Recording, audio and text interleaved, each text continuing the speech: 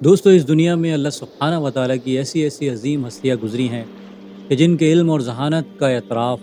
ان کے دشمن بھی کیا کرتے تھے۔ انہی عظیم ہستیوں میں سے ایک عظیم ہستی حضرت امام علی رضی اللہ تعالیٰ عنہ کی بھی ہے،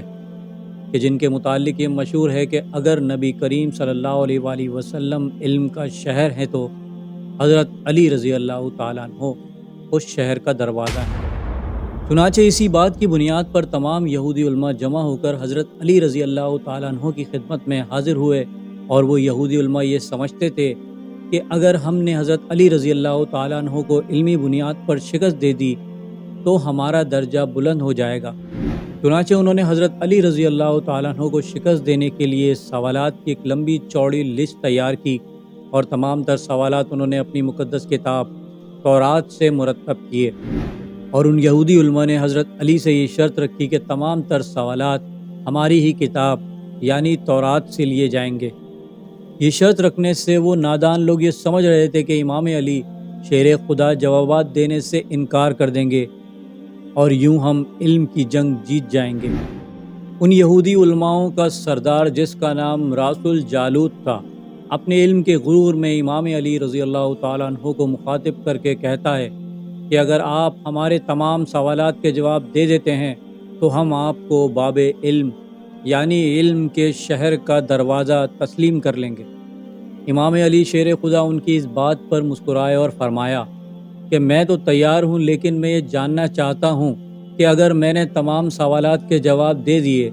تو کیا تم لوگ اسلام قبول کرو گے؟ ان تمام یہودی علماء نے عہد کیا کہ ہاں، ہم اسلام قبول کر لیں گے، اور یوں یہودیوں کے عجیب و فہم سوالات کا سلسلہ شروع ہوا۔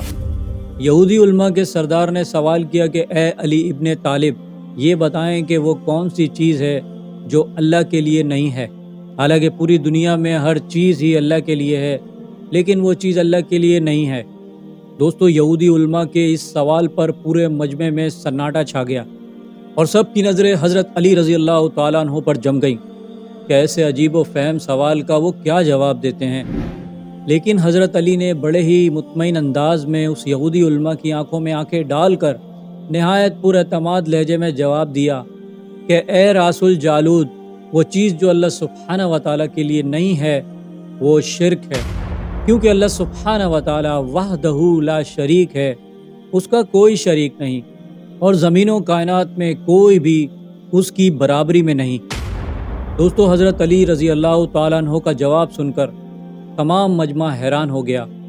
تو پھر اس یہودی عالم نے حضرت علی سے دوسرا سوال کیا کہ اے علی ابن طالب، آپ یہ بتائیں کہ اللہ کہاں موجود ہے؟ حضرت علی شیر خدا رضی اللہ تعالیٰ عنہ نے جواب دیا کہ اللہ سبحانہ و تعالیٰ تو ہر جگہ موجود ہے۔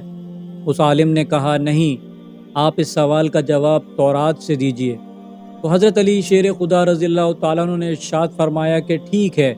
اپنی کتاب کے فلاں فلاں صفحے کی فلاں فلاں عبارت دیکھو کہ کیا وہاں یہ نہیں لکھا کہ ایک مرتبہ حضرت موسیٰ علیہ السلام کے پاس ایک فرشتہ آیا، جس سے حضرت موسیٰ علیہ السلام نے سوال کیا کہ آپ کہاں سے آئے ہیں؟ تو اس فرشتے نے جواب دیا کہ میں 7ویں آسمان سے زمین پر آیا ہوں۔ اتنے میں ایک اور فرشتہ حضرت موسیٰ علیہ السلام کی خدمت میں حاضر ہوا، تو آپ نے اس سے بھی یہی سوال کیا کہ آپ کہاں سے آئے ہو؟ تو اس فرشتے نے بھی کچھ ایسا ہی جواب دیا کہ میں زمین کے 7ویں طبق سے آیا ہوں۔ پھر ان دونوں فرشتوں سے حضرت موسیٰ علیہ السلام نے سوال کیا کہ تمہارے سب سے قریب کون ہے؟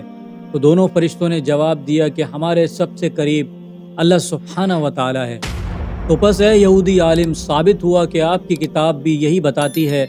کہ آسمان کی بلندیاں ہوں یا زمین کی گہرائیاں، اللہ سبحانہ و تعالیٰ ہر جگہ موجود ہے۔ دوستو، جب یہودی عالم کو پے در پے دونوں سوالوں میں شکست کا سامنا کرنا پڑا تو اس نے اپنے سوالوں کا رخ تاریخ کے سوالوں کی طرف موڑ دیا اور پوچھنے لگا کہ اے علی ابن طالب، یہ بتائیے کہ اس دنیا کا سب سے پہلا چشمہ کون سا ہے؟ امام علی نے اس یہودی عالم سے فرمایا کہ میں جانتا ہوں کہ آپ لوگوں کے لیے سب سے مقدس چشمہ بیت المقدس کی کسی چٹان کے اندر موجود ہے، یعنی تم لوگوں کے مطابق اس بات کا جواب یہی ہے۔ در حقیقت یہ بات درست نہیں۔ دراصل وہ چشمہ حضرت خضر علیہ السلام کے زمانے کا ہے کہ جس چشمے سے انہوں نے آب حیات پیا تھا۔ دوستو یہ جواب سن کر وہ یہودی عالم بہت حیران ہو گیا، اور اسی حیرانگی کے عالم میں اس نے اگلا سوال کیا کہ اے علی ابن طالب، آپ یہ بتائیں کہ وہ کون سا پتھر ہے جو سب سے پہلے نازل ہو کر اپنے مقام پر نصب ہوا؟ حضرت علی رضی اللہ تعالیٰ عنہ نے پھر ویسا ہی جواب دیا کہ اے راس الجالود، وہ پتھر تمہارے مطابق وہ ہے جو بیت المقدس میں نصب ہے، لیکن در حقیقت خانہ کعبہ بیت المقدس سے بھی کئی صدیوں پرانا ہے، لہٰذا حجر اسود ہی اصل میں وہ پتھر ہے جو آسمانوں سے نازل ہوا اور اس عمارت میں نصب کیا گیا۔ دوستو وہ یہودی عالم حضرت علی کے ان جوابات کی وجہ سے حضرت علی سے بہت متاثر ہو گیا تھا، مگر پھر بھی اس عالم نے حضرت علی سے ایک اور سوال کیا کہ اے علی ابن طالب، وہ کون سی چیز ہے جو مسلسل کم یا زیادہ ہوتی رہتی ہے؟ حضرت علی رضی اللہ تعالیٰ عنہ نے اس بات کا فوراً جواب دیا کہ اے راس الجالود، کیا تم لوگوں نے مہینے اور سال پر غور نہیں کیا کہ ان میں دن بڑھتے اور گھٹتے رہتے ہیں؟ دوستو اسی جواب کی جستجو میں اس یہودی عالم نے حضرت علی کے سامنے 5 سوال اکٹھا رکھ دیے اور کہا اے علی ابن طالب، ان سوالوں کے جواب اکٹھا دیجیے۔ بتائیں وہ کون سے مرد ہیں کہ جن کی نہ والدہ ہیں نہ ہی والد ہیں، اور یہ بھی بتائیں کہ وہ کون سی عورت ہے کہ جن کے نہ والدہ ہیں اور نہ ہی والد ہیں، اور یہ بھی بتائیں کہ وہ کون سا مرد ہے کہ جس کی والدہ تو ہیں اس کا والد نہیں ہے، اور وہ کون سا پتھر ہے کہ جس سے ایک جانور کی پیدائش ہوئی، اور وہ کون سی عورت ہیں کہ جنہوں نے ایک ہی دن کے 3 پہروں میں ایک بچے کو جنم دیا، اور وہ کون سے 2 دوست ہیں جو کبھی بھی آپس میں دشمن نہیں بنیں گے، اور وہ کون سے دشمن ہیں جو کبھی بھی آپس میں دوست نہیں بنیں گے۔ اس یہودی عالم کے سوال ختم ہوتے ہی حضرت علی نے فوراً ارشاد فرمایا کہ تمہارے سوالوں کے جواب یہ ہیں کہ وہ مرد جس کی نہ والدہ ہے اور نہ ہی والد، وہ حضرت آدم علیہ السلام ہیں، اور وہ عورت کہ جس کی نہ والدہ ہیں نہ ہی والد، وہ حضرت بی بی حوا علیہ السلام ہیں، اور وہ مرد کہ جس کی والدہ تو ہیں والد نہیں، وہ حضرت عیسیٰ علیہ السلام ہیں۔ جس پتھر کے بارے میں تم نے پوچھا وہ پتھر ہے جس سے حضرت صالح علیہ السلام کی اونٹنی کی پیدائش ہوئی تھی، اور وہ عورت کہ جنہوں نے ایک ہی دن کے 3 پہروں میں ایک بچے کو جنم دیا، وہ حضرت مریم علیہ السلام ہیں کہ جن کو ایک پہر میں حمل ٹھہرا، دوسرے پہر میں زچگی کا درد اٹھا، اور تیسرے پہر میں حضرت عیسیٰ علیہ السلام کی ولادت پاک ہوئی۔ اور پھر تم نے پوچھا کہ وہ دوست جو کبھی بھی آپس میں دشمن نہیں بنیں گے، وہ روح اور جسم ہیں، اور وہ دشمن جو آپس میں کبھی بھی دوست نہیں بنیں گے،